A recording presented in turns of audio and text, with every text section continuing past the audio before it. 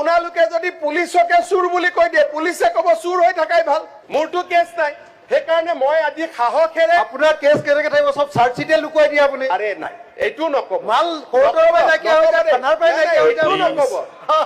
এইটো এনেকুৱা ধৰণৰ কথা নাপায় ক'ব এইটো নকব এনেকুৱা আপুনি এক মিনিট চাৰ্জচিট লুকুৱাটো আপোনালোকে যিমান অপভংশ কৰে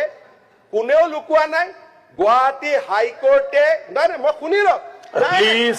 ভুল প্লিজ আপুনি এটা কথা আপুনি বেলেগ বস্তু প্লিজ আৰে মইতো বেলেগ বস্তু হয়ে নহলে অখিল গগৈ ইমান দিন অসমক শেষ কৰি দিলেহেঁতেন আৰু আপুনি মোক অদ্ভুত বস্তু বুলি ক'বই লাগিব আজি আপুনি চিন্তা কৰক ইয়াত যদি মই নাথাকিলোহেঁতেন ইয়াততো আপুনি থাকিলেহেঁতেন আৰু মোৰ 2 বছৰীয়া বাচ্চাকো আপুনি গালি পাৰিছে মই কৈছো নহয় মোৰ উদ্দেশ্য এইটো নহয় আই হেভ টু ৰেজিষ্ট হিম মুখ্যমন্ত্ৰীৰ নিজৰ মানুহ নাই তেতিয়াহ'লে বিকে শৰ্মাৰ ৰিপৰ্ট অনুসৰি দুটা সিদ্ধান্ত দিব লাগে মই নিজকো কৈছো যে ইয়াত সিবিআই এনকোয়াৰি দিয়াৰ কথা কৈছে বিপ্লৱ শৰ্মা এটা মানে হেৰি ৰেছপন্সিবিলিটি ফিক্স কৰিবৰ কাৰণে মোৰ বন্ধু এজনৰ নামো উল্লেখ আছে গতিকে মোকো সাঙুৰি লোৱা হৈছে মোৰ ওপৰতো সিবিআই এনকোয়াৰি দিব লাগে আৰু 1 নম্বৰ আৰু 2 নম্বৰ যে বিপ্লৱ শৰ্মাৰ ৰিপৰ্ট অনুসৰি গোটেই সেটটোকে মানে একেবাৰে কেনসেল কৰিব লাগে বুলি যেটো অৰ্ডাৰ আছে হেতুৰ ব্যৱস্থা কৰিব লাগে যদি নকৰে মুখ্যমন্ত্ৰী মাননীয় অধ্যক্ষ মহোদয় যদি কয় আমি ধৰিলো আমাকে যদি কৰি দিয়ে নাই মই কথাটো আপোনাক কৈছো এই কেছটো কোনে ধৰিলে বিজেপিয়ে ধৰিলে আমি ধৰিলো আকৌ আমাকে যদি বুলি কৈ দিয়ে যে মানুহেটো কেছে নধৰিব নাই মই এখন পঢ়িছো মই এইটো উত্তৰ দিম আপোনালোকে যদি পুলিচকে চুৰ বুলি কৈ দিয়ে পুলিচে ক'ব চুৰ হৈ থাকাই ভাল আমিয়ে ধৰিলো কেছটো আৰু এতিয়া কৈ আছে যদি আপোনাৰ কোনো চিনাকি মানুহ নাই হৰি যদি মোৰ চিনাকি মানুহ থাকিলেহেঁতেন প্ৰথমতে কেছটো নকৰিলোহেঁতেন পুলিচে যদি চুৰ হৈ যায় তেতিয়া দিগদাৰ আছে ন মই কথাটো কৈছো আপুনি যিটো যদি ক'লে এই যদিটো কিয় কৈছে যে ডোন্ট ডু অনেষ্টি দিয়াৰ আফটাৰ আপুনি কি মেছেজ দিব খুজিছে যে সদায় ভৱিষ্যতে যদি কোনোবা কৰাপ্টেড অফিচাৰক আপোনালোকে এৰেষ্ট কৰে আপোনালোকে লগাই দিম যে আপোনালোকৰহে সম্পৰ্ক আছে আজি অন্তত ধন্যবাদ দিয়ক যে বিজেপিয়ে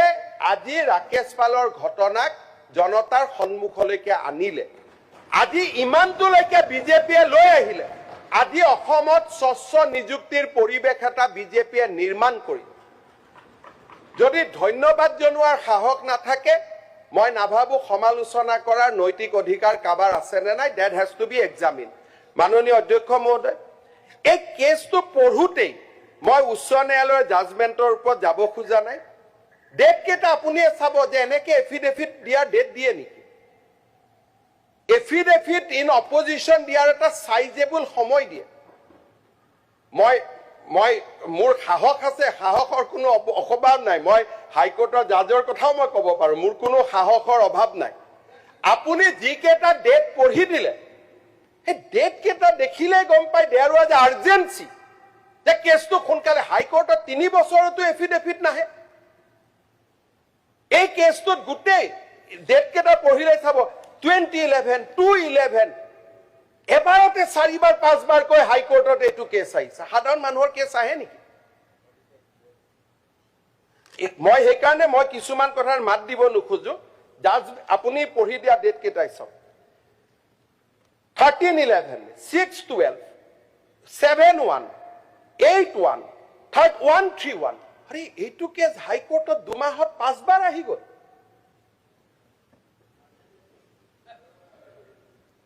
আজি প্ৰিয়ংকা দাস ইমান ডাঙৰ মানুহ হৈ গ'ল যে তেওঁৰ কেছটো বাৰে বাৰে হাইকোৰ্টত কজ লিষ্টত আহি যায় মই কৈছো না যে মই এইটোকে কৈছো I am not in entirely agreement with this judgement যেতিয়া পাব্লিক এমপ্লয়মেন্ট জড়িত আছে হাজাৰ নিবনুৱা যুৱকৰ ভৱিষ্যত জড়িত আছে high court should have summon chief secretary যে আপুনি কিয় এফিডেভিট দিয়া নাই কওক This is not a case where judgment will be delivered without affidavit in opposition. High Court as Chief Secretary matibo legise. The Chief Secretary, this is a thing. Jodi a order to jodi moi diu,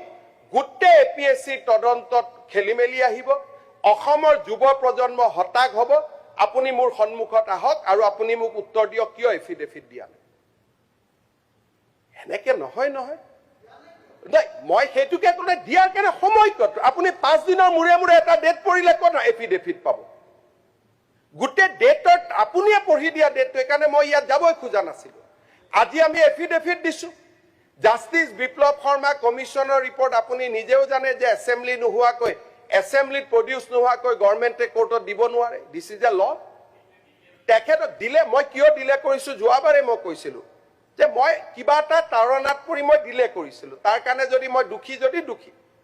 যদি মই যোৱাবাৰ হাউসত আৰম্ভণিতে কৈছিলো যে এই প্ৰতিবেদনখন মই দিব খোজা নাছিলো আৰু তাৰ কাৰণে কিবা এটা ব্যক্তিগত সম্পৰ্ক এটা থাকে তাৰণা এটা থাকে মই অলপ এইটো মই অকপতে স্বীকাৰ কৰিছো যে মুখ্যমন্ত্ৰী তৰুণ গগৈৰ নামটো অহা কাৰণে এই প্ৰতিবেদনখন মই হাউসত আনিব খোজা নাছিলো বাট ডিউটি ইজ এবভ ৰিলেশ্যন যেতিয়া মোক ডিউটিটো ৰিমাইণ্ড কৰি দিয়া হ'ল যে নহয় আপুনি দিবই লাগিব ডিউটিৰ ওপৰতো ৰিলেশ্যন নাহে দেন আই ব্ৰট ইট আৰু হাই কোৰ্ট কুড হেভ ৱেইটেড যে ভাই এইটোতো এসেম্বলি ইমান তাৰিখে হাই কোৰ্টত আহি আছে এসেম্বলি হেজ বিন সামন থাকিব লাগে যে আপুনি ইচ্ছাকৃতভাৱে এখন মানে আমাৰ ইয়াত দাখিল কৰিব খোজা নাছিলে বিকে শৰ্মা প্ৰতিবেদনখন আৰে মই সেইটো একেবাৰে ৰেকৰ্ডত ৰাখক আপুনি কাৰণটো তৰুণ গগৈকে কৈছে কিন্তু কাৰণটো আপোনাৰ ভিতৰৰ লিষ্টখন নহয় নহয় আপুনি যিখিনি লিষ্ট দিছিলে সেই মানুহকেইটা চাকৰি যায় বুলি দিয়া নাই আপুনি হৈ যোৱাটো হৈ গ'ল এতিয়া আশ্বাস দিব লাগে আগত একচন হ'ব লাগে বুলি শৰ্মা কমিটিৰ ওপৰত আপুনি মোৰলৈকে নিদিব অসমৰ সকলো মানুহে জানে অসমত যদি নিৰপেক্ষ নিযুক্তি দিয়া এজনেই মানুহ আছে এইজনৰ নাম হিমন্ত বিশ্ব শৰ্মা এইবিলাকত মোৰ ওপৰত আইনা মাৰি লাভে নাই অসমৰ মানুহে হাজাৰবাৰ প্ৰমাণ কৰি দিছে যে হিমন্ত বিশ্ব শৰ্মাক আমি অবিশ্বাস নকৰো হ'ব থেংক ইউ আজি টেটৰ পৰা আৰম্ভ কৰি 1.5 লাখ নিযুক্তি অহা 7 তাৰিখে ৰিজাল্ট দিব এটা উলিয়াই ল'ব যে ক'বাত গণ্ডগোল আছে নেকি মোৰ গাত বোকা ছটিয়াই লাভ নাই আপুনি বহুত চেষ্টা কৰিছে তাৰ মই বহুত ওপৰত এইবিলাক কৈ লাভ নাই 2009 ৰ পৰা এই Akhil Gogoi breaking Akhil Gogoi live Akhil Gogoi unedited কি ফাইল এজনে এইবাৰো নীলা ফাইল দেখুৱালে এইবিলাক লৈ লাভ নাই হিমন্ত বিশ্ব হিমন্ত বিশ্ব শৰ্মাক অসমৰ মানুহে এইবিলাকৰ ওপৰত বুলি অলৰেডি কৈ থৈ দিছে যে ইয়াক গালি গালাজ কৰি লাভ নাই ই কৰি আছে যদি অসমত মই আকৌ এবাৰ কৈছো নিযুক্তি কোনোবাই যদি স্বচ্ছ কৰিছে এডুকেশ্যন মিনিষ্টাৰৰ পৰা আজিলৈকে মোৰ বাদে কোনেও কৰা নাই কোনে সাহসো কৰা নাছিল গতিকে মোৰ গাত ছটিয়া ছটি কৰি থাকি লাভ নাই এটাই কথা কৈছো প্ৰতিশ্ৰুতি সদনক দিছো যে হাই কোৰ্টৰ জাজমেণ্টকো এনেদৰে সাহসেৰে ক্ৰিটিচাইজ কৰিব পৰা সাহস অকল হিমন্ত বিশ্ব শৰ্মাৰ আছে আৰু কাৰো নাই আপুনি নোৱাৰিলে কিন্তু আপুনি নোৱাৰিলে মই কিন্তু চিধা চিধি ক'লো যে এইটো জাজমেণ্টৰ লগত মই আই এম নট ইন এগ্ৰিমেণ্ট তাৰমানে মোৰ কমিটমেণ্ট কিমান আপুনি বুজি লওক মোৰ কমিটমেণ্টৰ লেভেলটো কিমান আপুনি বুজি লওক আপুনি ডেট কেইটা গাই দিলে আৰু দুখটো আমাৰ গাত আনিলে কিন্তু আপুনি এইটো কথা নকলে যে হাইকোৰ্টে অলপ দেৰি অপেক্ষা কৰিব লাগিছে কাৰণ আপোনাৰ বেইলৰ কেছ আছে মোৰটো কেছ নাই সেইকাৰণে মই আজি সাহসেৰে আপোনাৰ কেছ কেনেকে থাকিব চব চাৰ্জচিটে লুকুৱাই দিয়ে আপুনি আৰে নাই এইটো নকব মাল কোৰ্টৰ পৰা নাইকিয়া হৈ যায় থানাৰ পৰা নাইকিয়া হৈ যায় নকব এইটো এনেকুৱা ধৰণৰ কথা নাপায় ক'ব এইটো নকব এনেকুৱা আপুনি এক মিনিট চাৰ্জচিট লুকুৱাটো আপোনালোকে যিমান অপভংশ কৰে কোনেও লুকুৱা নাই গুৱাহাটী হাইকোৰ্টে নাই মই শুনি লওক প্লিজ আপুনি এটা কথা আপুনি বেলেগ বস্তু আৰে মইতো বেলেগ বস্তু হয়ে নহলে অখিল গগৈ ইমান দিন অসমক শেষ কৰি দিলেহেঁতেন মই বুলিহে আপোনাক ৰখালো নহলে আপুনি যিটো আনএডিটেড লাইভ কিবা কিবি আৰম্ভ কৰিছিল আপুনি অসমখনতো কমিউনিষ্ট ফালে লৈ গ'লহেঁতেন আৰু আপুনি মোক অদ্ভুত বস্তু বুলি ক'বই লাগিব আজি আপুনি চিন্তা কৰক ইয়াত যদি মই নাথাকিলোহেঁতেন ইয়াততো আপুনি থাকিলেহেঁতেন লেফ্ট নক্সাল কি বুলি ক'ব আমি কৰো লেফ্ট আপুনি কৰে তেওঁ কি কৰে তেওঁ কি কৰে বিৰোধী জোটটো আপোনাৰ ইংগিতত চলি আছে নাটকটো আপোনাৰ মই কৈ সামৰণি মাৰিছো মই এটাই কথা কৈ সামৰণি মাৰিছো কাইণ্ডলি বেন নকৰিব তেওঁক লেফ্ট বুলি নাই লেফ্ট নহয় আপুনি আল্ট্ৰা লেফ্ট মই লেফ্ট আপুনিতো আপোনাৰতো মই পঢ়িছো ঠিক আছে মই লেফ্ট আজি তেওঁ লেফ্টে নহয় দুই হাজাৰ তেওঁ প্ৰগতিশীল জাতীয়তাবাদ অসমত যি ধৰণে নৈৰাজ্যবাদ লৈ অহাৰ এটা ডাঙৰ ষড়যন্ত্ৰ চলিছিল